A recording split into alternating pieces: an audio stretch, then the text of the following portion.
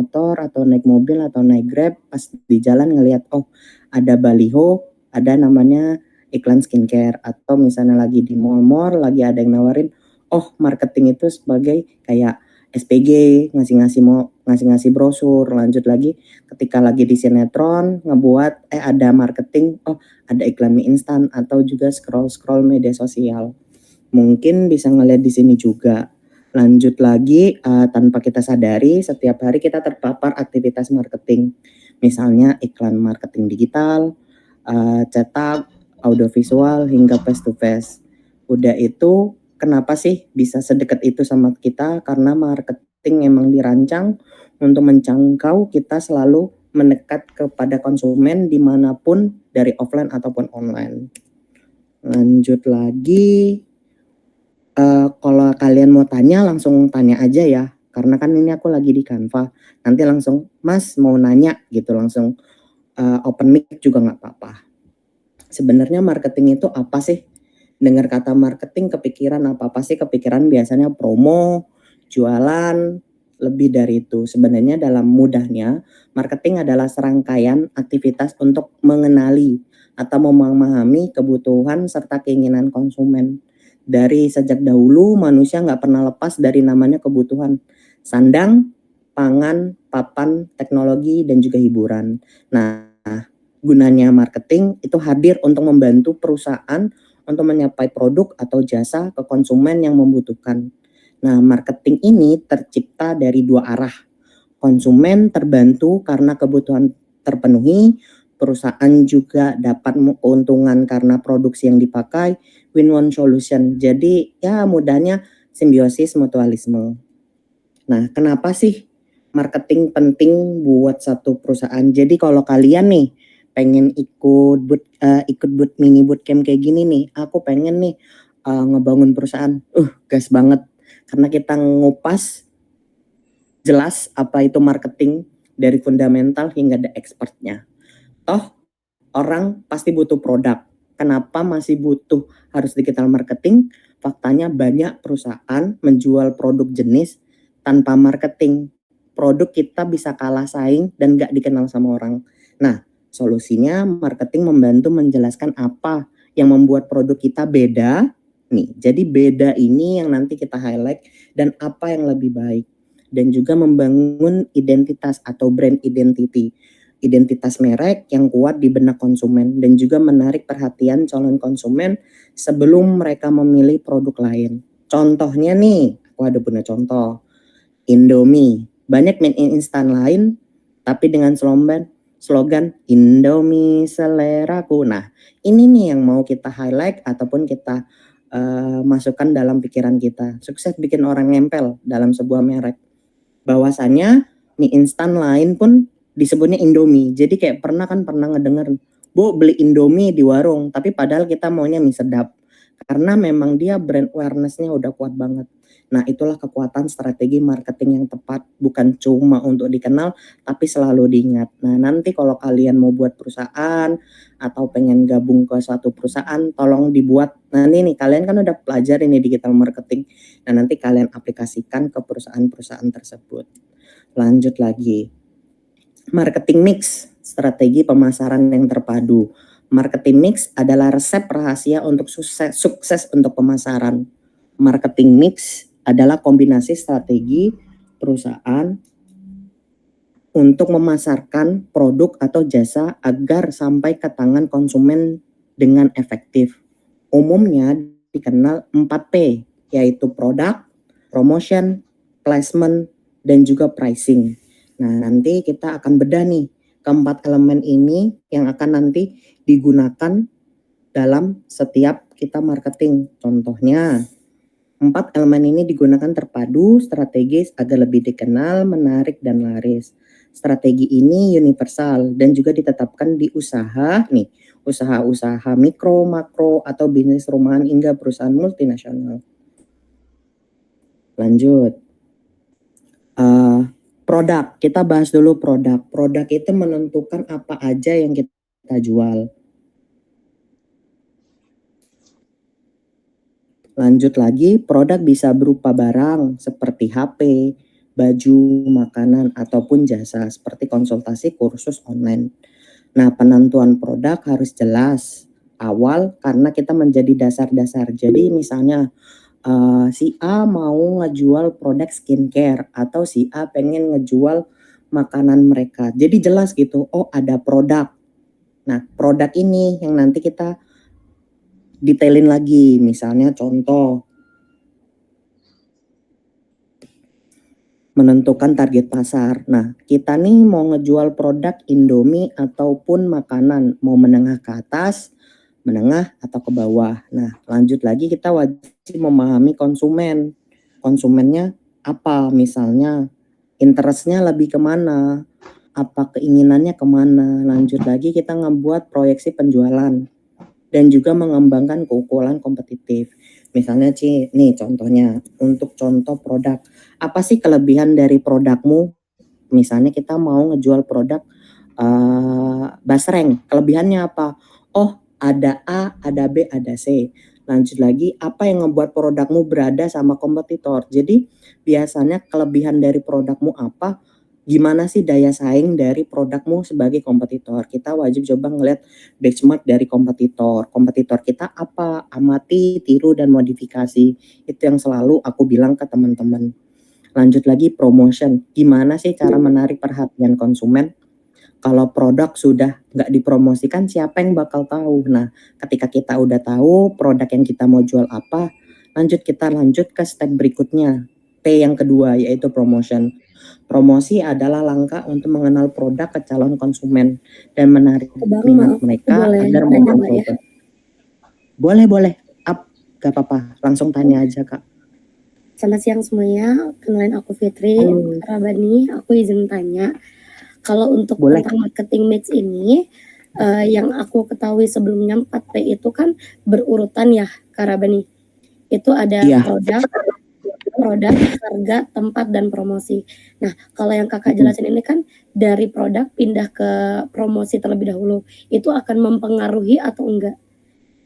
Karena kan memang kalau dari segi produk, ya maaf. Oke, monggo dari kakak dulu aja. Oh ya, jadi kan kalau yang saya ketahui, yang saya pelajari juga memang dari produk itu kan kita harus cari tahu harganya dulu, ditentukannya sebagaimana, lalu dilihat dari tempatnya, baru kita dapatin dari promosinya itu nanti buat disebarkan luasnya tuh untuk di daerah-daerah lingkungan mana saja dan sebagainya. Tapi kalau dari produk langsung ke promotion, apakah itu nggak apa-apa atau gimana? Nah, balik lagi karena sebenarnya kan marketing itu banyak ya kakak. Ya, karena kan kalau nggak salah apa yang kakak pelajari itu sebenarnya marketing fundamental yang biasa. Tapi karena kita mulai mau mendekati ke digital marketing, jadi kan marketing itu banyak. Ada offline marketing, ada digital marketing juga. Seperti yang tadi aku bilang, banner, itu biasanya kan pasti dalam langsungnya biasanya produk langsung ke placement, baru ke promotion. Nah, tapi balik lagi nih, strategi kita tuh bagaimana? Sebenarnya nggak ada yang salah, nggak ada yang benar. Itu boleh kita campur, boleh kita berurutan, ataupun kita loncat-loncat. Tapi saranku balik lagi, ketika kalau misalnya benar kata kakak, kalau kita mau offline, balik dulu ke produk, baru placement, baru ke promotion. Tapi karena kita mulai mendekati ke digital marketing, digital versi dalam bentuk marketing, nah kita tentuin dulu nih, baru promotion, promonya bagaimana? Apakah promonya di dalam bentuk get by one atau apa? Karena sebenarnya digital marketing itu nggak ada ilmu paten sih, selama correct me if I'm wrong gitu, selama ini aku belajar. Tapi balik lagi, persepsi orang kan beda-beda nih kak ya. Kalau misalnya mau nanti kebalikannya kakak mau ke placement dulu, it's okay, no problem. Pasti nanti tetap kita pelajari MPP, promotion, produk, placement, dan lain-lain. Oke sih kak, apakah pertanyaanku terjawab? Sudah terjawab, terima kasih Kak Rabani. Oke, nanti kalau misalnya pertanyaanku nggak kejawab, mungkin boleh di reach lagi kalian nanti terakhir. Maaf banget. Baik, terima kasih. Oke, nanti aku lanjut dulu ya. Nah, promosi ini adalah langkah untuk mengenal produk ke calon konsumen untuk menarik minat mereka agar mau menjawab. Nah, tujuannya buat apa sih? Nah, tujuan dari promosi itu cara tahu nih, membuat tahu, tapi juga membuat tertarik yakin untuk membeli. Nah, bentuk-bentuk promosi itu ada banyak nih Kak, yang tadi dibilang, ada iklan digital, ada promo, ada juga offline yang tadi aku bahas, ataupun juga kolaborasi.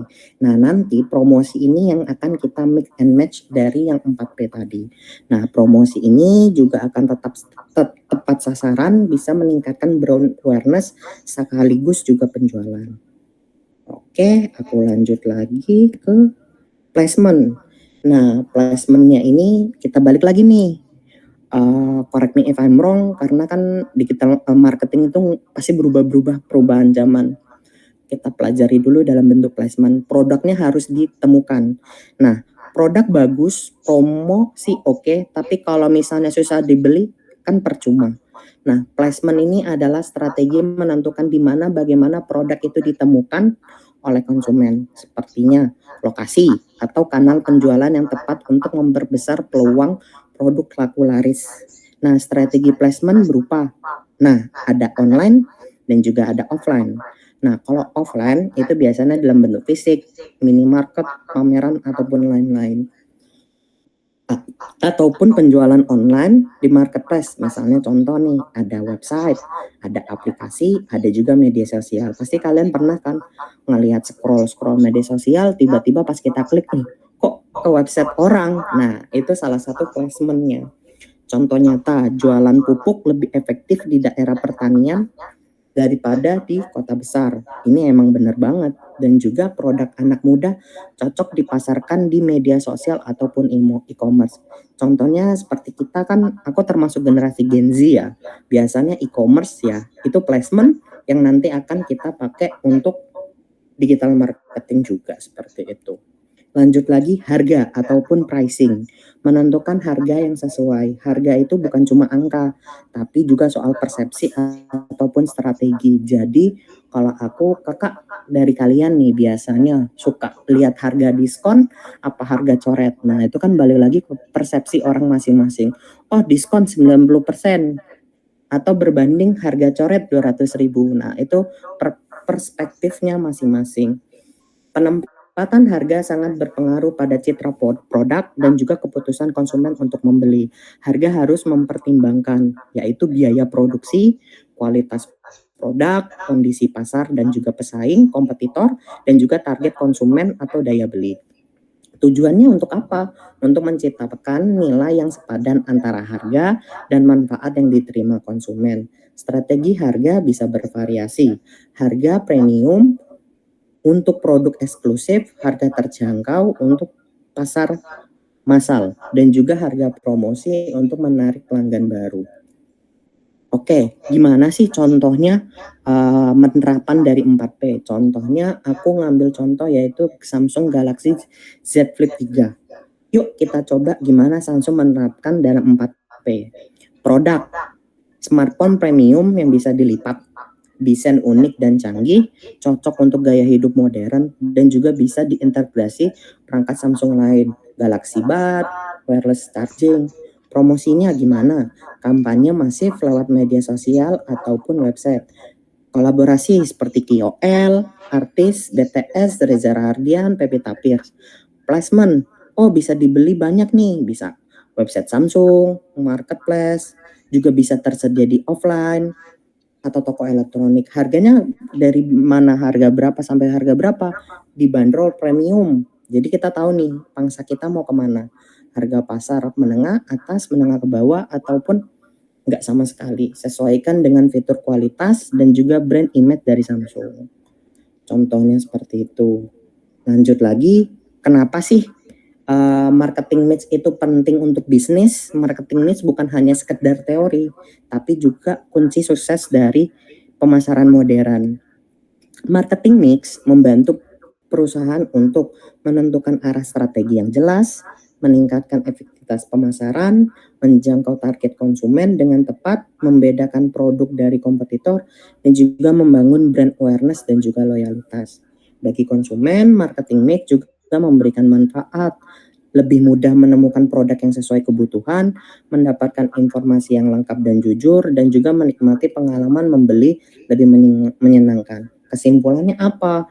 Dengan memahami dan menerapkan 4P dalam marketing mix, perusahaan bisa menciptakan strategi pemasaran yang efektif dan juga berdampak nyata. Nah, baru nih, apa sih digital marketing versus tradisional marketing? Kalau kita nostalgia, digital marketing masa lalu nih. Dulu zaman 90-an kan belum ada internet nih. Strategi pemasarannya biasanya dalam koran, TV, radio, ataupun selebaran. Contohnya iklan, susu di majalah lawas, single sabun, atau blue band, ataupun dulu pernah ngeliat kongguan yang nggak ada bapaknya. Nah, itu biasanya bisa kita lihat gitu. Metode ini dikenal sebagai tradisional marketing, yakni promosi tanpa menggunakan teknologi digital.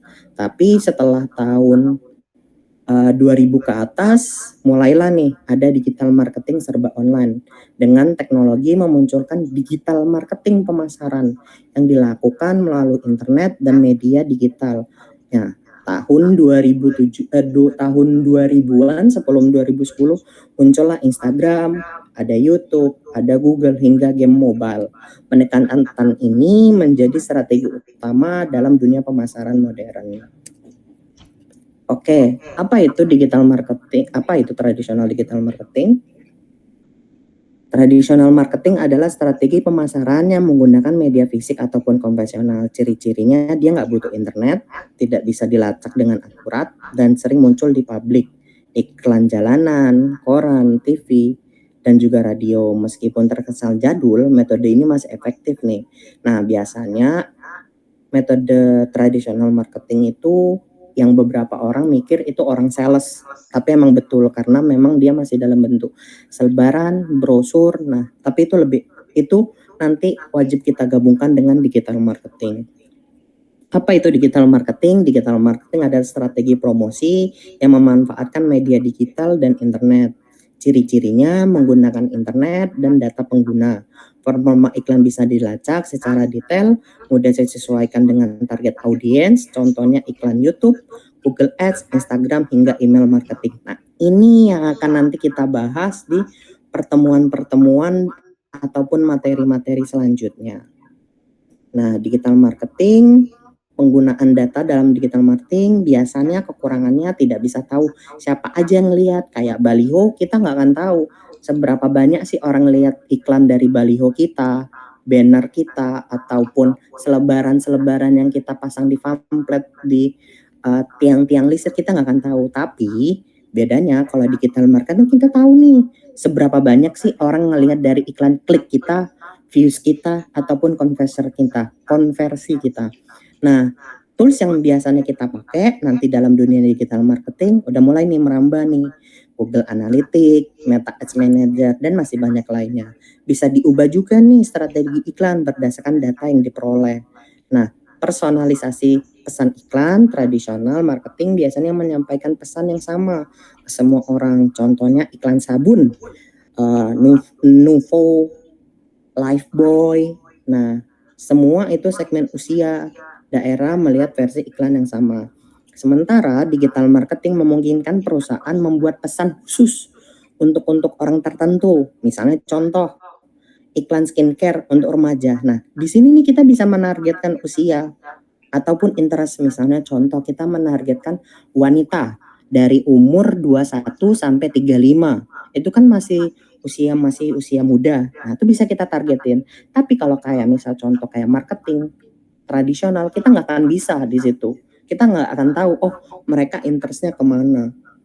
Lanjut lagi, iklan kopi premium untuk pekerja kantoran usia 25 sampai 35. Nah, kan kalau kita di offline tradisional kita nggak akan tahu nih khusus pekerja kantoran. Pasti kan ada juga misalnya contoh buruh, juru masak, juru parkir, ataupun yang lainnya kita tidak bisa menargetkan.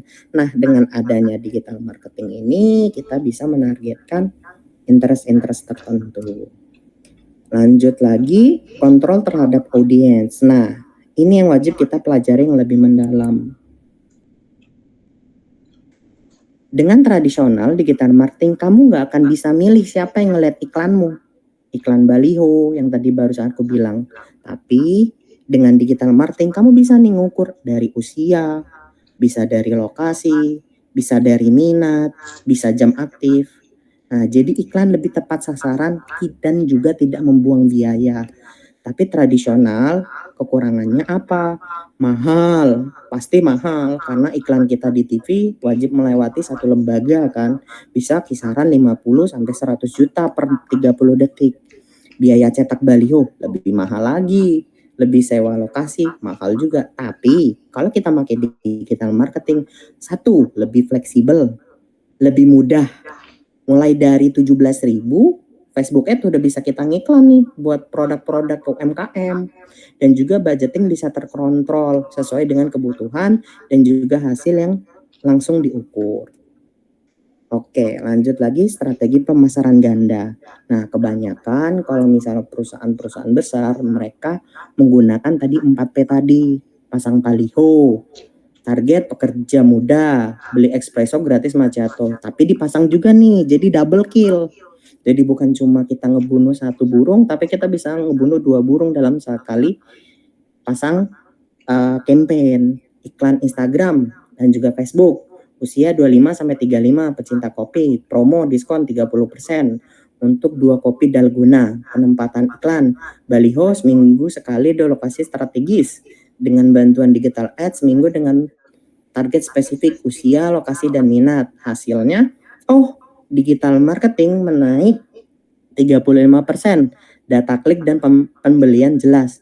Lalu tradisional penjualan naik dengan 10%, tidak bisa dilacak. Biaya baliho 100 kali lebih mahal dibandingkan iklan digital marketing. Nah, kenapa iklan digital marketing lebih efektif? Iklan bisa menyesuaikan data performa tersedia, strategi bisa diubah cepat, biaya lebih murah, dan juga hasil lebih terukur. Kesimpulannya adalah digital marketing memang lebih unggul dalam fleksibilitas, efisiensi, dan juga target spesifik. Tapi tradisional marketing masih relevan kok untuk brand awareness dalam jangka panjang. Oke, untuk bab pertama kita udah selesai. Any question dari teman-teman?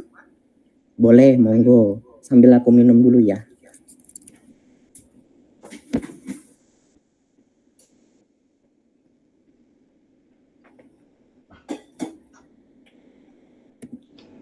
Dari teman-teman ada yang mau bertanya, boleh, gak apa-apa kok, aman kok sama aku.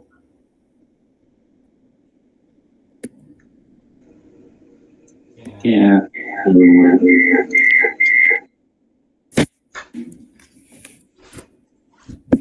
Oke, kalau misalnya nggak ada yang bertanya, mungkin aku lanjut lagi ya. Kalau tadi dari Kak siapa boleh diulang? Tadi maaf aku nggak tahu. Fitri, cara ya dari Kak Fitri. Nah, kita udah mulai nih Kak, kita mulai belajar digital marketing dalam 360. Mungkin aku izin lanjut dulu ya. Untuk teman-teman nggak apa-apa, sekarang belum ada pertanyaan juga nggak apa-apa. Tapi nanti di akhir paling nanti aku nanya-nanya sedikit untuk dari kalian. Kalau misalnya kalian ada bertanya, monggo bisa langsung tanya ataupun angkat tangan langsung nanya aja ya. It's okay, no problem. Oke. Apa sih itu digital marketing? Digital marketing adalah pemasaran produk ataupun jasa secara spesifik dan juga interaktif melalui teknologi digital untuk menarik, mengubah atau mempertahankan konsumen. Nah, keunggulan dari digital marketing itu adalah cepat buat posting medsos dalam hitungan menit bandingkan waktu cetak untuk produk. Nah, ini keunggulannya. Lanjut lagi, tepat sasaran. Iklan digital bisa menyasar ke audiens spesifik, baliho, orang semua bisa lihat meski bukan target kita. Lanjut lagi, terukur, data jelas dan juga real time, jumlah klik, views ataupun engage dari dasar evaluasi. Lanjut lagi, biayanya pun rendah. Baliho itu kan bisa memakan harga jutaan rupiah, tapi kalau digital marketing gratis tapi bisa dengan langsung viral kalau kita ngebuat konten. Nah, gimana sih workflow dari digital marketing? Oke, kita lihat dari gambar. Pertama, audience customer. Nah, audience customer ini nanti pasti mereka ini pasti banyak menggunakan media sosial. Contoh Facebook, Instagram, YouTube, LinkedIn ataupun TikTok ataupun dari banyak dari mereka. Nah, setelah dari digital marketing kita proses, baru mereka mulai merambah ke e-commerce ataupun another, ataupun juga ke offline store. Nah, berikut adalah istilah-istilah penting yang sering digunakan dalam digital marketing. Nah, jadi kalau nanti teman-teman benar-benar mau memperdalam digital marketing expert, nah kalian wajib tahu nih, apa sih istilah-istilahnya. Nah, nanti bisa dipelajari dikit-dikit nggak apa-apa. Contohnya yaitu impression. Nah, berapa banyak kamu lihat dalam tampilan. Misalnya nih, dari kalian kan pasti punya nih media sosial Instagram. Nah, pasti tahu nih impression itu apa, reach itu apa, follower itu apa, engagement apa, call to actionnya apa, social listening. Nah, nanti kalian bisa pelajari di sini landing page, organic, paid marketing, conversion, remarketing atau retargeting, lead generation, conversion rate, A/B testing, CPC, CTR ataupun ROAS. Nah, nanti yang ini akan kita pelajari lagi lebih mendalam ke section-section berikutnya. Nah, untuk saat ini digital marketing 360 tuh banyak banget, lebih dari yang ada di gambar ini. Tapi khusus untuk di kelas digital marketing inside job ini kita akan pelajari 3, yaitu social media marketing, SEO, dan juga social media advertising.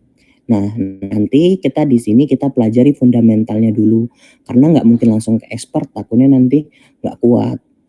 Nah, kamu tidak perlu menguasai semua aspek digital marketing, namun penting untuk memahami alur dan cara kerja secara keseluruhan.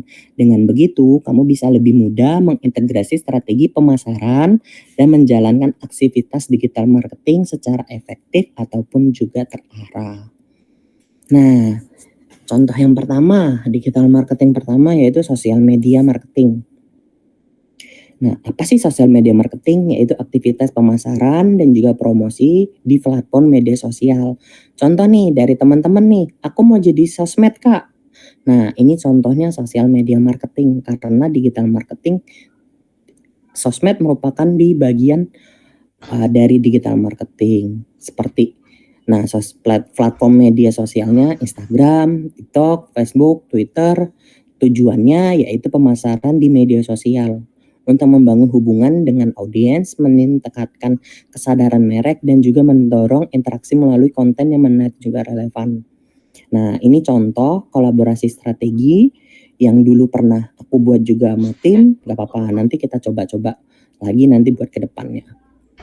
Nah, yang termasuk sosial media marketing itu apa aja sih? Pertama, sosial media strategi, kompetitor analisis, konten pilar, TOV, communication, target audience, content, implementation, social media handling, content creation, content development, community or audience engagement for social media, ataupun juga social media reporting dan juga analisis. Lanjut lagi, sosial media itu terbagi menjadi banyak. Sosial media strategi itu apa aja sih? Yang dilakukan membuat social media overview dan juga audit, competitor on research, analisis, content research dan analisis, audience persona, content pilar, content implementation, content referential, pertip konten dengan memasang media sosial. Nah, ini kerjaannya.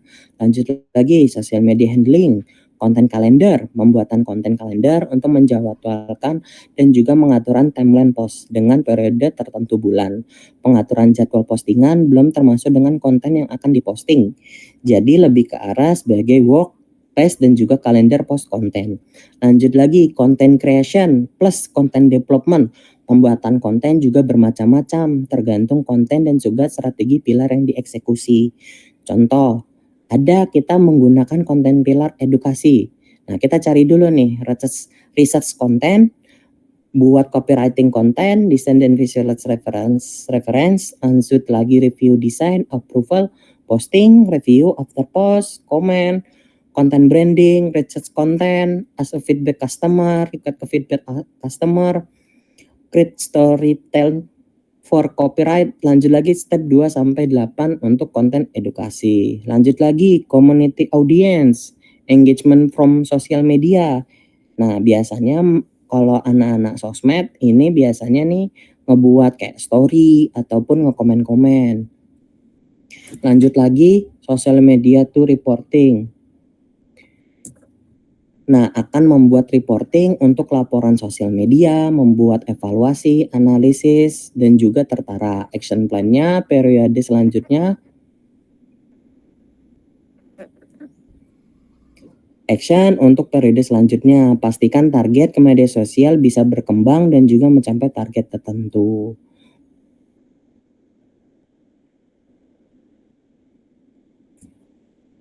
Bentar.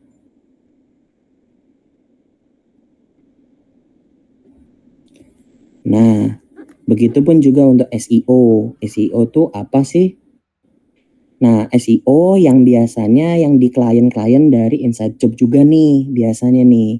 Nah, ini beberapa klien Inside Job. Jadi kalau kalian benar-benar mau belajar di Inside Job, nah insya Allah dari Inside Job akan bantu-bantu kalian juga nih. Ini contoh klien yang kemarin aku pegang dari Inside Job.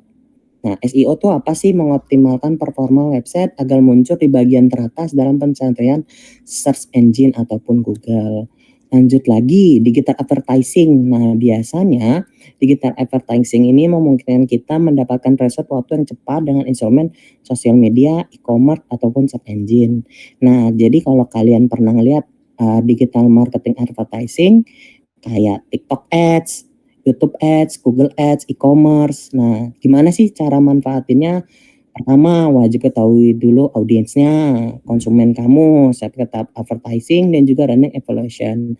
Nah, contoh-contohnya kayak gini nih, digital marketing advertising. Jadi kayak misalnya kalian pernah nih ngeliat nih, contoh di Instagram pasti pernah nih ngeliat, obrol di WhatsApp. Nah, daftar. Nah, ini contoh digital marketing advertising. Jadi kalau kalian tertarik di dunia digital marketing, nah nanti kalian pelajari di sini juga. Lanjut lagi kayak di LinkedIn, nah ini juga ada nih di LinkedIn nih. Yuk download atau misalnya sign up. Nah ini LinkedIn advertising. Ada juga di sosial media seperti TikTok. Yuk daftar. Nah ini juga termasuk di sosial media advertising. Ataupun misalnya kakak kalian semua nih lagi nonton di YouTube nih. Nah, biasanya ada tulisan lewatkan. Nah, ini termasuk juga iklan-iklan juga nih di digital marketing advertising. Lanjut lagi SEM. Nah, ini contoh boosting page. Nah, ini biasanya iklan-iklan yang ada di kita pencarian keyword. Paling itu sih dari aku. Ini materinya memang jujur agak berat, tapi kalau kalian benar-benar niat, ini insya Allah mudah sih. Oke, digital marketing is not art of selling a product, is an art of making a people buy the product that's all you sell. Memanfaatkan digital marketing memungkinkan perusahaan untuk menjangkau calon pembeli melalui beragam platform dan juga channel pemasaran. Dengan mengoptimalkan setiap channel dihadapkan dapat memberikan dampak signifikan terhadap perkembangan perusahaan. Oke, mungkin sekian dari aku. Kalau ada pertanyaan, monggo. Terima kasih. Untuk PPT-nya nanti aku kirim ke grup aja ya. Thank you. Kak Rabani, aku izin mau tanya lagi. Oke, makasih. Boleh. Malah seneng aku. Kak Fitria dulu. Aku seneng kalau kalian banyak nanya. Kak Fitria dulu boleh? Kak Fitria mau tanya dulu? Aku nggak nanya kok. Kakak dulu aja. Maaf ya Kak. Boleh. Penasaran. Untuk Kak Rabani, tadi aku sempat lihat yang tentang social media handling content kalender.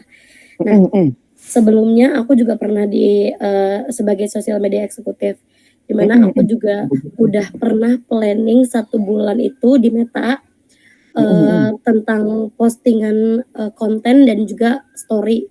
Tapi kalau aku terapin di Meta, kalau ini sesuai analisa data aku kemarin itu efek viralnya tuh kurang apa ya, kayak nggak terlalu signifikan gitu Kak.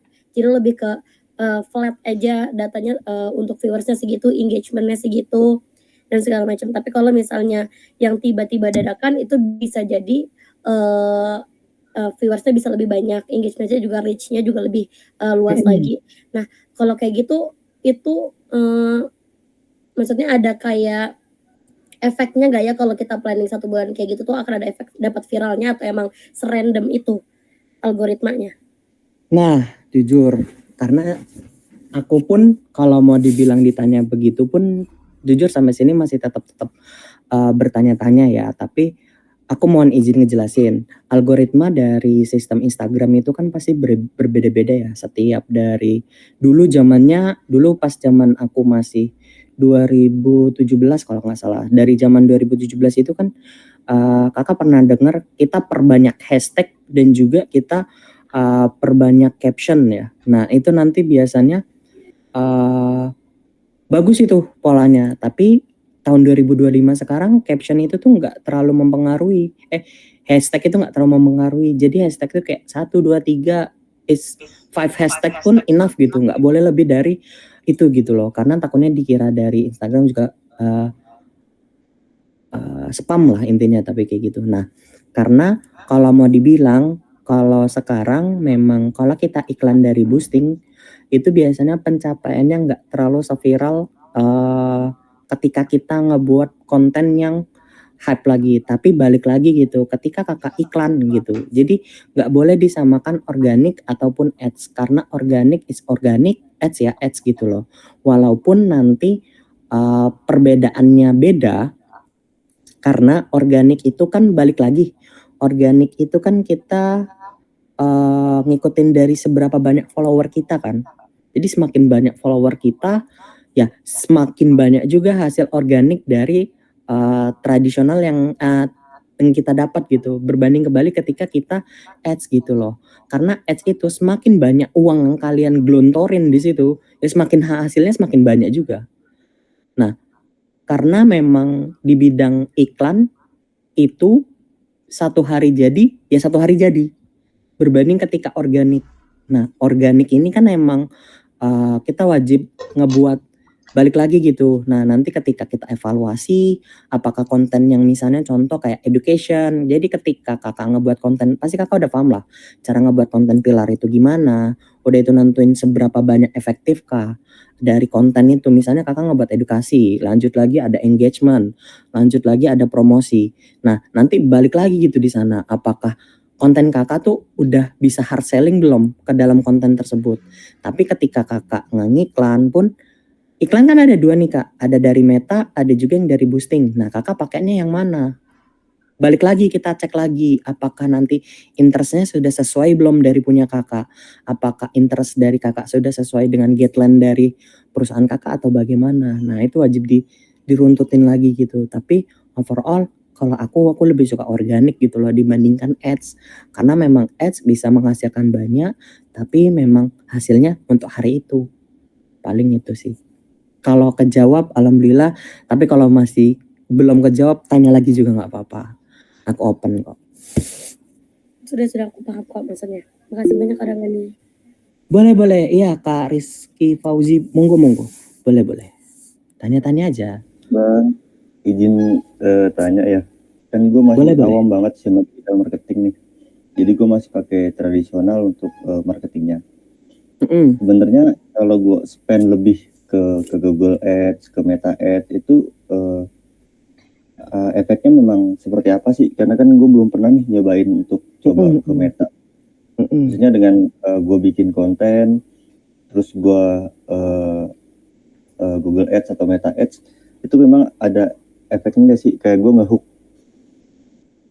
ada income gitu yang gue dapat gitu. Selama ini kan gue belum pernah nyoba. Mungkin di sini bisa sharing aja sih ya, udah pernah. Boleh, nggak apa-apa, open. Oke, mungkin aku izin jawab dulu ya Mas. Boleh tahu produknya apa dulu nih? Dari produk yang lagi gue nge-build itu mesin RO sih. Mesin, yang osmosis ya? Ya betul. Oke. Nah itu tuh jadi gini loh Mas, kalau saran aku ya, mungkin correct me if I'm wrong gitu, karena marketing itu nggak ada yang salah benar gitu. Dari atasanku ataupun sensei atasanku pun pernah bilang kayak gini, sebenarnya marketing itu nggak ada salah yang benar, yang penting kita mau usaha juga. Nah kalau dari perspektifku sendiri, seberapa detail kakak udah punya target audience? Maksud target audience, nah balik lagi tadi kita kakak pastiin dulu yang tadi yang marketing mixnya dulu, yang 4P tadi. Nah kakak tuh udah punya target audiensnya belum? Penjualan kakak tuh dari A sampai Z, udah belum dijelasin dulu. Nah nanti seberapa efektif kakak Google Ads, balik lagi. Yang punya kakak, yang organik kakak nih udah benar-benar ngedevelop belum? Apakah organik kakak nih, misal contoh kakak kan pasti fundamental marketing placement itu kan pasti tetap kakak butuh sales, lanjut lagi kakak butuh kakak butuh pemasukan juga kayak gitu. Nah tapi yang mau kakak highlight itu kakak mau highlight apa? Apakah kakak mau highlight awareness kah, considers kah, apa conversionnya kah?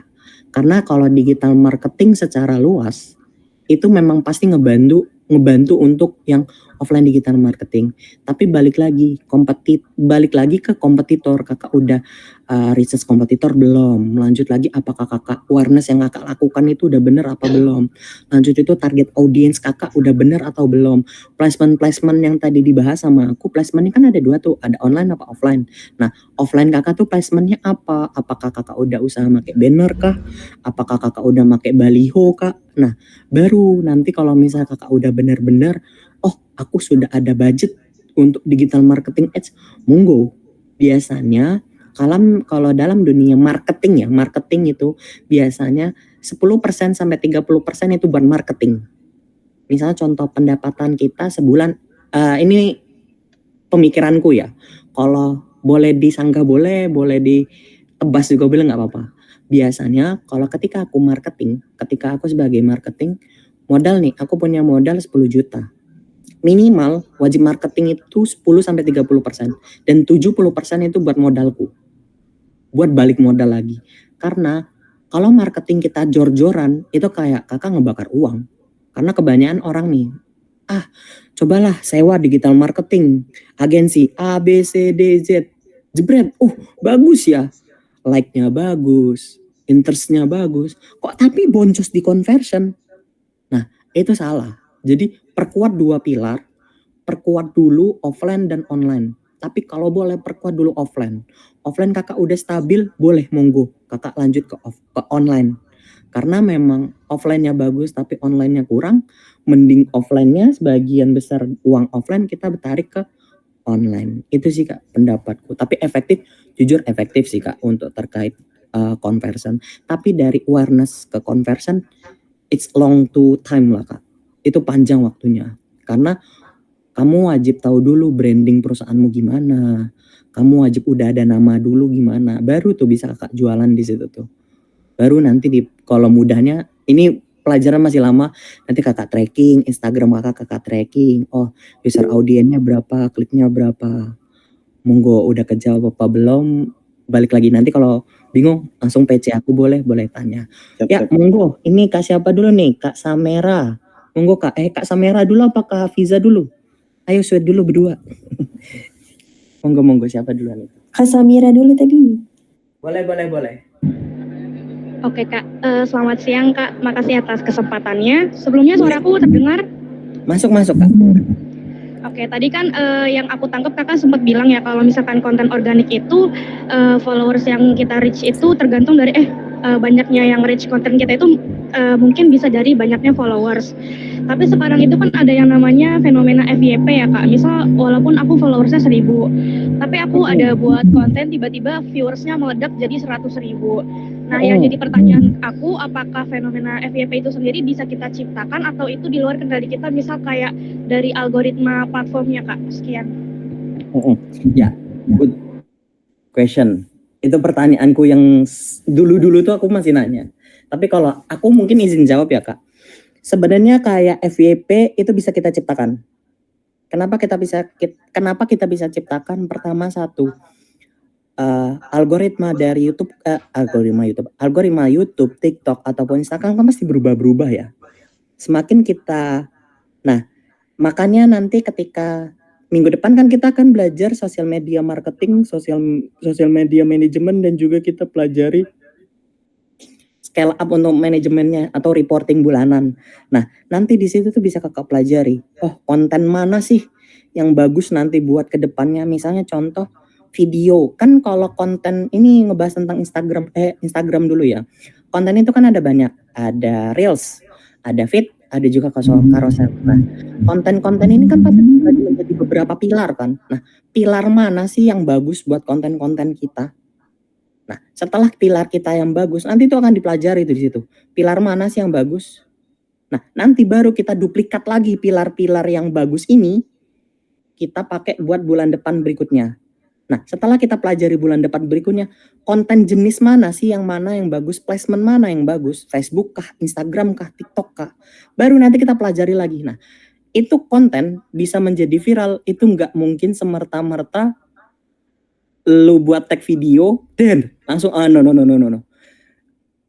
Anak-anak, ini buka-bukaan ya, anak-anak kayak misalnya contoh kayak konten kreator, itu pasti mereka tuh bertahap, nggak mungkin langsung boom, dia langsung jadi kayak itu, enggak. Itu pasti mereka perlahan, tahu, konten kayak gini nih. Nah, nanti sense yang kalian, misalnya contoh kalian mau jadi sosial media spesialis nih, atau jadi konten kreator, anything lah. Nanti kalian tuh punya sense, bagus nih, konten kayak gini nih bagus nih. Boom, ini pasti FYP. Nah, sense itu nanti kalian pelajari nanti di sini tuh. Gimana sih caranya gimana? Tapi jujur, itu tuh pasti bisa nanti kalian pelajari. Karena kayak Kak Fit yang tadi yang tadi sebelumnya sosial media, maaf Kak, aku Fitri. Ya Kak Fitri, pasti paham kan cara ngerasain, nanti konten ini bagus nih, pasti kalian pasti sendiri. Bener kan, nanti kakak coba Kak Fitri gimana, pasti kakak ngerasa, ini pasti konten ini bagus, ini pasti konten ini nggak bagus. Nah, sense itu nanti kalian akan pelajari, ternyata konten dalam bentuk video lebih bagus ya daripada bentuk carousel. Contoh konten pilar dalam bentuk education ini kurang bagus nih, tapi ketika video receh lebih bagus. Nah, itu yang nanti akan dipelajari di sini. Banyak toh contoh placement yang lainnya. Mungkin sudah terjawab Kak Samera? Samera ya? Iya, sudah terjawab. Terima kasih Kak Bani. Oke, nanti kalau misalnya belum terjawab boleh tanya lagi, nggak apa-apa. Oke, Hafiza gimana? Thank you Kak. Hafiza gimana? Ya, halo, makasih Kak Rabani. Aku mau nanya ini sih. Kebetulan kan sekarang aku lagi ngelola sosmed salah satu NGO perempuan gitu kan. Terus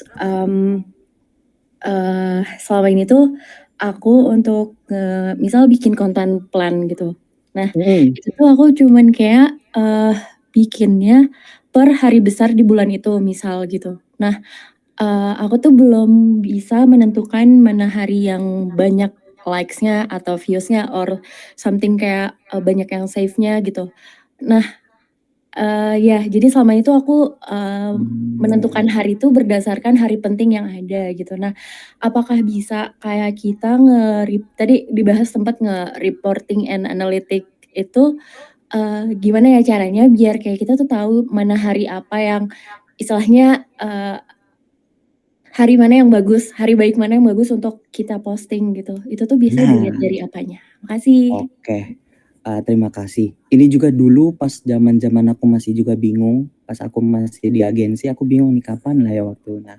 Nah, kalau aku ya, mungkin nggak tahu benar apa nggak di antara kalian di sini yang budak korporat siapa, kan aku nggak tahu juga. Nah, biasanya aku tuh selalu, itu siapa itu yang angkat tangan itu? Sepertinya Bujang itu budak korporat itu.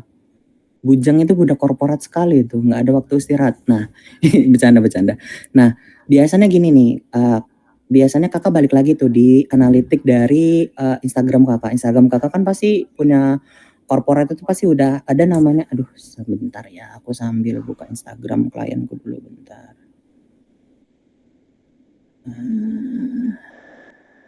Slide biasanya inside. Nah, itu kalau nggak salah ada namanya dashboard profesional ya kak. Mungkin kita sambil kalau share screen kayak nggak masuk ya Ban. Dirimu share screen-nya nggak entire screen. Sebentar dulu, gimana cara aku share screen, bro? Aduh, gimana cara aku share screen? Sebentar ya.